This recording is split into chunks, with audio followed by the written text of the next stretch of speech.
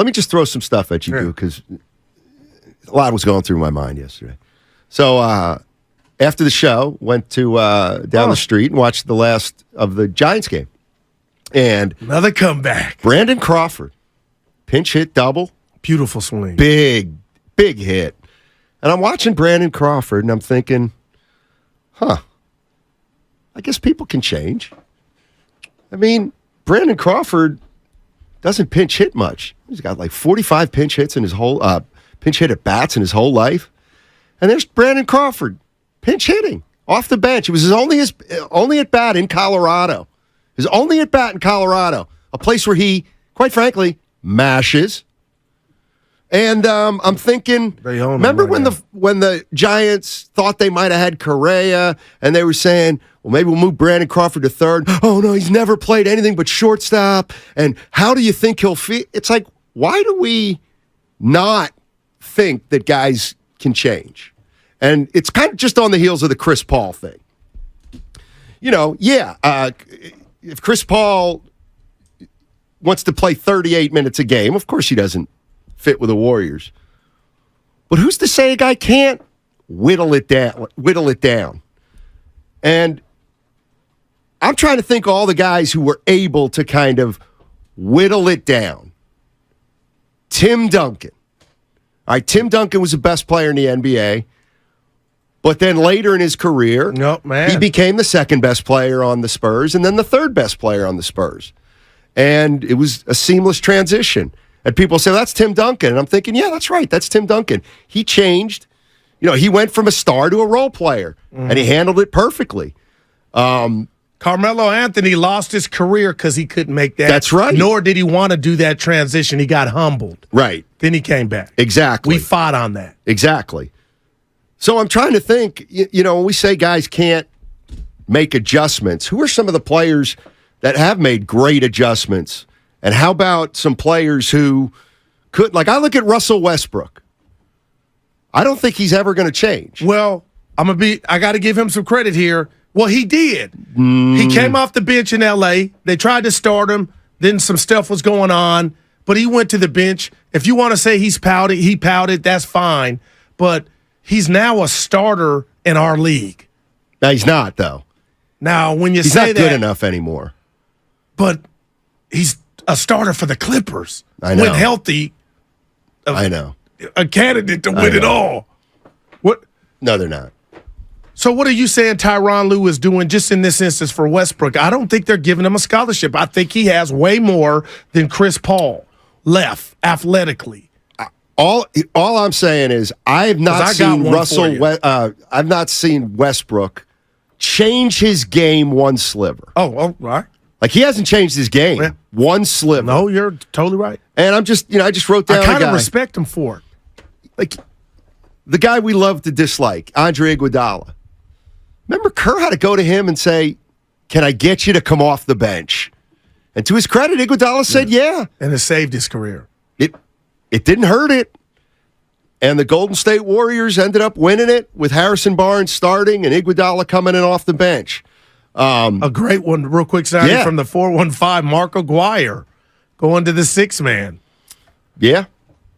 And the Pistons end up, it was Aguirre. Yeah, they won it with Aguirre. I'm going to go real quick. After they moved off Adrian Dantley. Dantley. This ain't NBA, Steiny, but I'm looking, his face is on your shoulders right now.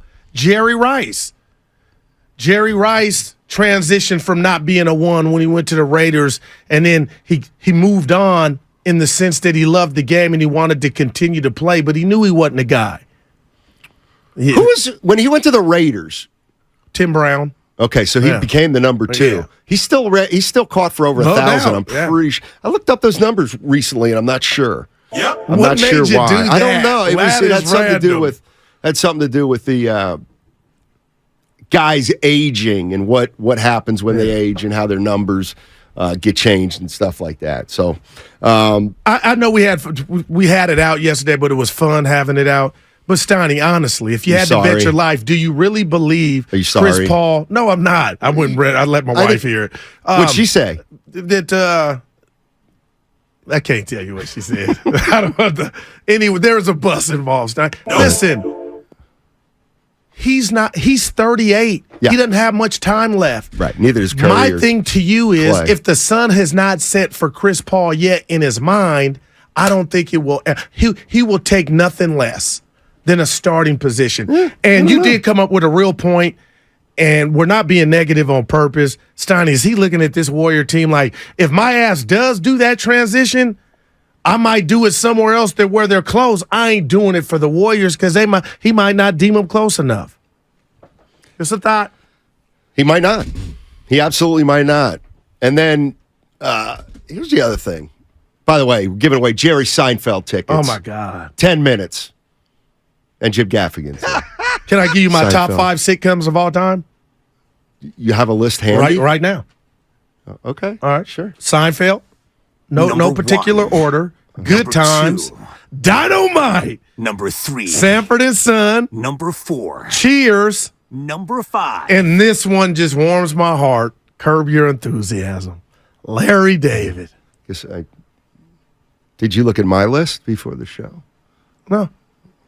Uh-oh. I got a bunch of those shows on there. Come on, Steiny. Great minds Give think me. alike. You want an honorable mention? You might be the only black guy I ever know that likes Seinfeld. You know what? We can talk. But yeah, Red Silk Basie's a big Seinfeld Silk guy. likes it too? Yeah. Gotcha. You got to be intelligent. 415 saying Taxi. Dude, oh, No. man. Taxi didn't do it for me. No, Jim, Mary Lou what Hunter. about Jim on Taxi, the bum? No, that was Andy Kaufman.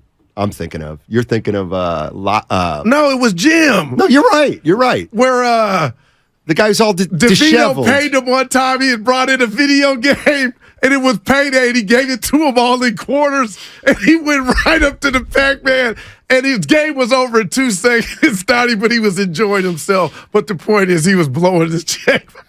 Louis, right? Yeah, Louis. Anyway. 925. Didn't Kevin McHale come off the bench? He did early in his career. Now, some of these guys have no choice because the fall was so, you know what I mean? There was like, Well, like Bill Walton when he went to the Celtics. Great sixth man in '86. So that was a former MVP. Bob McAdoo. Good call. Yep. Scoring leader, scoring champion. Man. Someone as recent as like Malcolm Brogdon. I mean, he was a starter just in don't- Indiana. that's a great and then one. came off the bench for Boston. What's happening there? Who sold him on that? And how did he not blow a lid? Like, what the F is going on? I love Smart, but I can make an argument Brogdon should be out there, Steiny.